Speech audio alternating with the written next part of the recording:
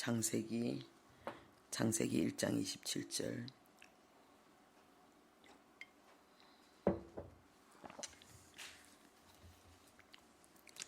네, 오늘 말씀의 제목은 가장 인간적인 모습이 하나님다운 모습입니다.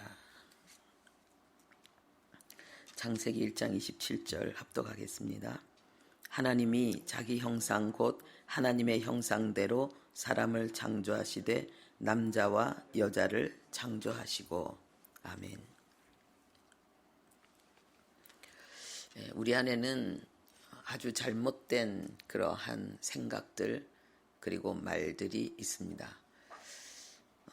하나님의 말씀을 통해서 우리의 영혼이 더 진실한 사랑을 하고 더 오염되지 않는 참된 그 양심의 기능을 회복하는 것은 인간다움을 회복하는 것입니다. 그리고 그 인간다움을 회복하는 것은 바로 하나님의 형상을 회복하는 것입니다. 우리 안에 삐뚤어진 잘못된 그런 생각과 말들이 있는데 아주 마귀적인 모습을 아주 인간적이다, 그렇게 말하는 경우가 있습니다. 그것은 하나님의 진리를 모르는 가운데 우리가 하는 말들입니다. 오늘 하나님의 말씀에 우리 인간을 하나님이 창조하는 데 있어서 아주 중요한 것을 우리에게 알리고 있습니다. 하나님의 형상으로 우리 인간을 만드시겠다고 하나님이 말씀하고 있는 것입니다. 이것은 인간을 만드신 목적, 사명, 그것을 우리에게 설명하고 있는 것입니다. 우리가 그 성경 66권이 있는데요. 이 성경 66권 속에는 우리와 관계된 것들이 아주 많이 있습니다. 그런데 직접적인 내 이야기, 그게 바로 이 창세기 1장 27절에서 시작되고 있습니다. 이것은 그 누구의 이야기가 아니라 우리 각 개인이 나 자신의 이야기로 받아들여야 합니다. 하나님의 형상으로 지음받았다. 우리가 이것을 이해해야 되는데 이것은 우리의 영혼에 대한 이야기입니다. 요한복음 4장 24절에 하나님은 영이시니 그랬거든요. 그러니까 우리 인간이 하나님의 형상으로 지음받았다는 말은 우리도 영적인 존재라는 것을 말씀하고 있는 것입니다. 예수님도 이 영에 대해서 직접 말씀하셨습니다. 부활하신 이후에 예수님이 깜짝 놀라서 당황하고 있는 제자들에게 말씀하셨습니다. 내 손과 발을 만져봐라. 그리고 내가 바로 나라는 사실을 인지해라 라고 말씀하시면서 영은 살과 뼈가 없으되 이렇게 말씀하셨습니다. 영은 살과 뼈가 없으되 이렇게 말씀하셨습니다.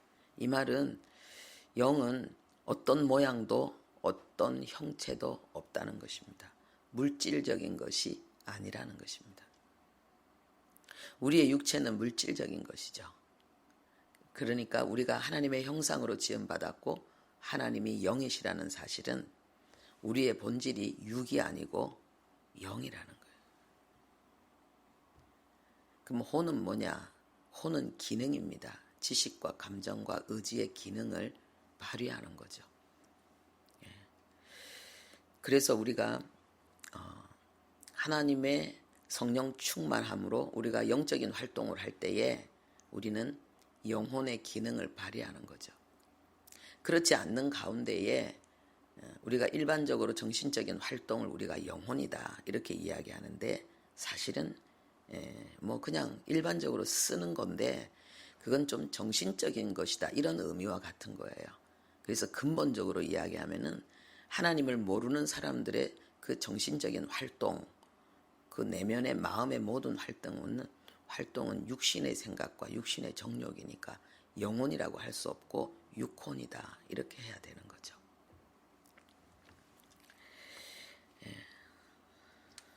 그래서 하나님이 영이시기 때문에 하나님이 가장 미워하고 하나님이 가장 싫어하는 것이 뭐냐 하면은 하나님의 모습을, 모양을 만드는 거예요. 여러분들도 여러분 자신이 나는 어떤 사람이다라고 뭔가 정해놓은 어떤 게 있어요. 예를 들어서 나는 착한 사람이다. 나는 거짓말하지 않는다. 이 다 영적인 거죠, 그렇죠? 나는 올바른 사람이다. 그런데 거짓말쟁이야, 나쁜 사람이야. 그러면 굉장히 화를 내죠.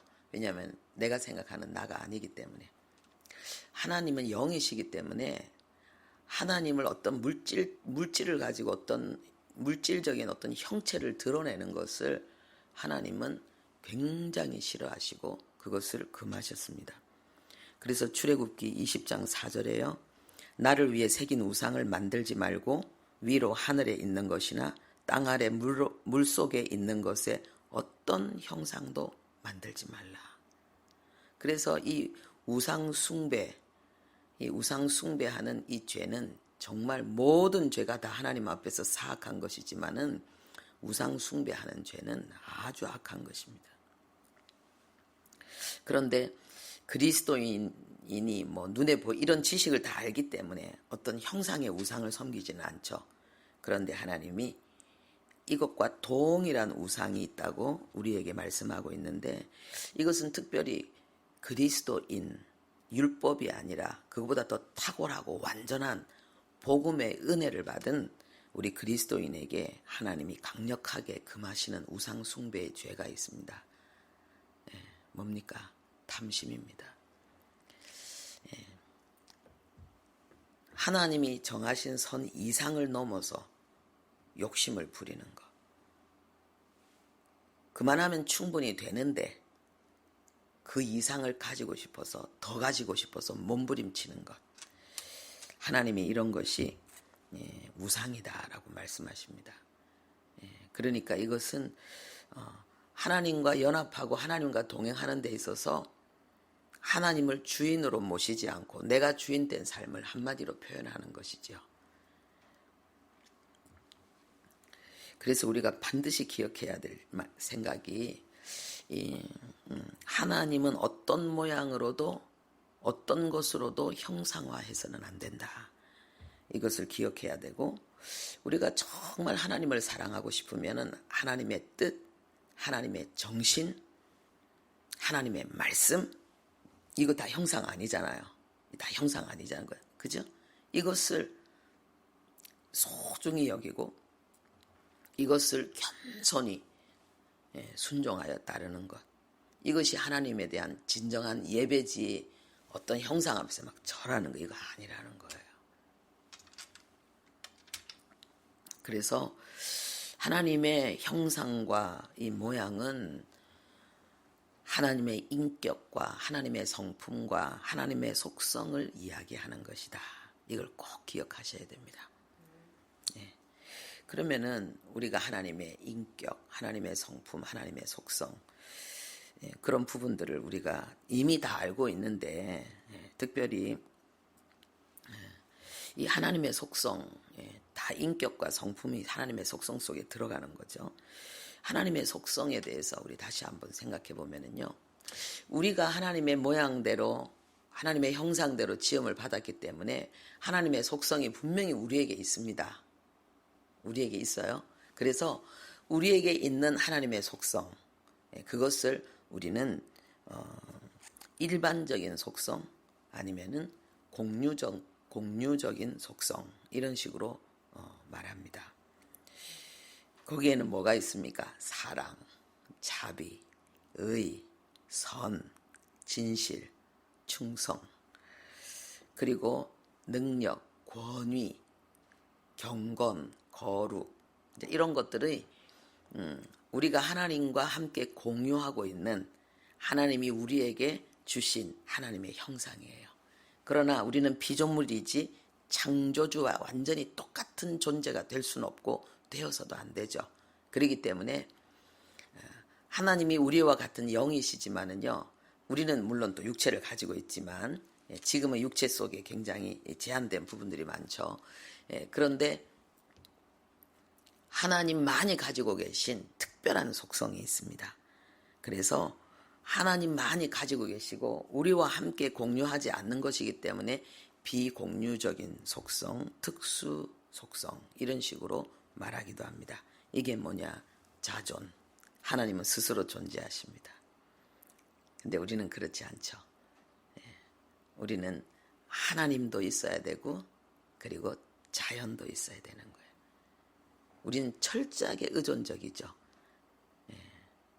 하나님만이, 오직 하나님만이 소유하고 있는 그 어떤 피조물에게도 주지 않는 특별한 속성, 자존성입니다.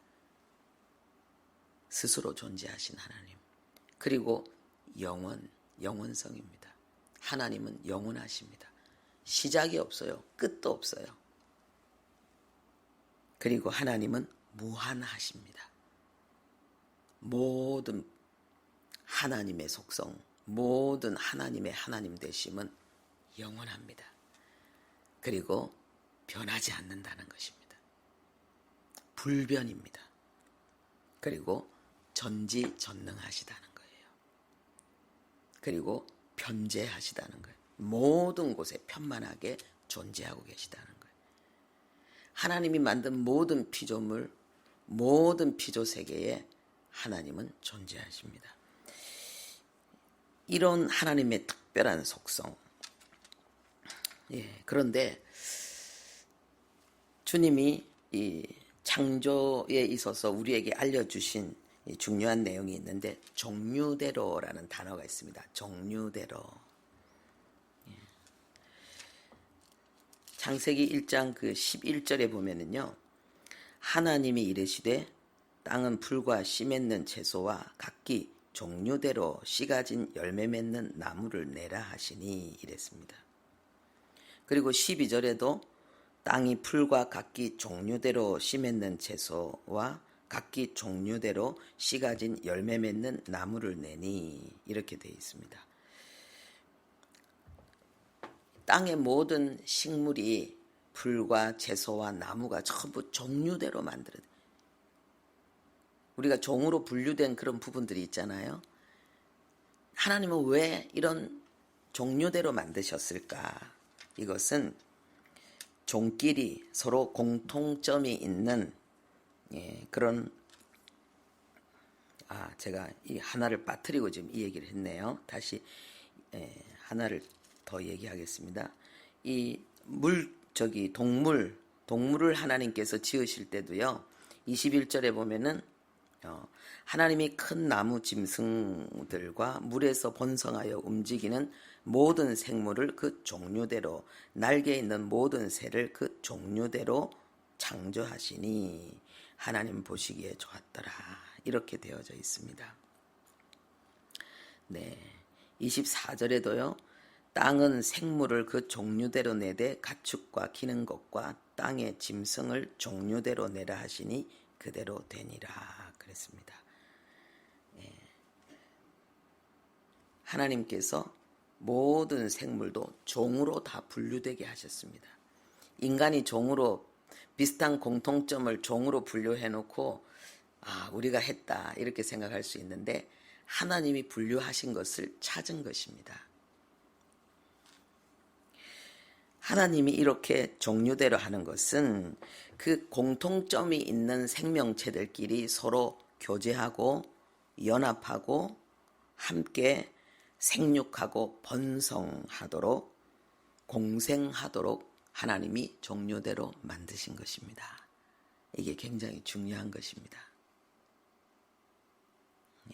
그런데 우리 인간은 그 어떤 종이 아니고요. 하나님의 모양대로 하나님의 형상대로 만들었습니다. 할렐루야. 그러니까 우리 인간은 하나님과 교제하고 하나님과 교통하고 연합하고 하나님과 함께 동력하면서 생육하고 번성하고 충만하도록 만드셨다는 것입니다. 우리 인간은 다른 종이 없어요. 굳이 우리에게 우리가 함께 교통하며 연합해야 될 그러한 존재를 생각하면 하나님밖에 없어요. 그래서 우리 인간만이 하나님을 하나님으로 알고 예배하고 교제하고 그리고 하나님과 더불어서 하나님과 함께 살도록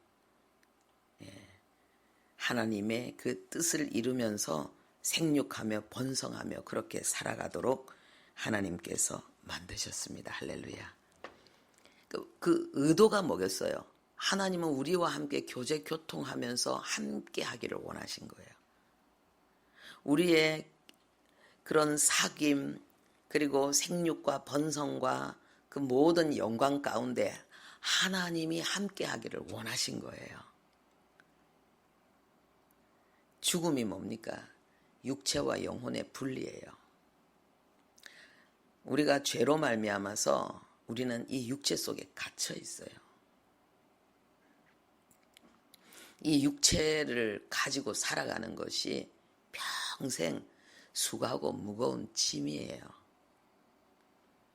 우리가 이 육체를 벗고 예수님의 부활의 그 신령한 몸을 입으면 그 몸은 우리를 구속하고 우리를 지배하고 우리에게 고통을 주는 몸이 아니고요. 영을 완전히 표현하는 신령한 몸이에요. 그래서 몸을 위해서 따로 할 게 없어요. 철저히 그 신령한 몸은 이 영을 표현하는 거기 때문에 그래서 그리스도인들에게서 최고의 기쁨은 죽음이죠. 몸을 벗는 거니까.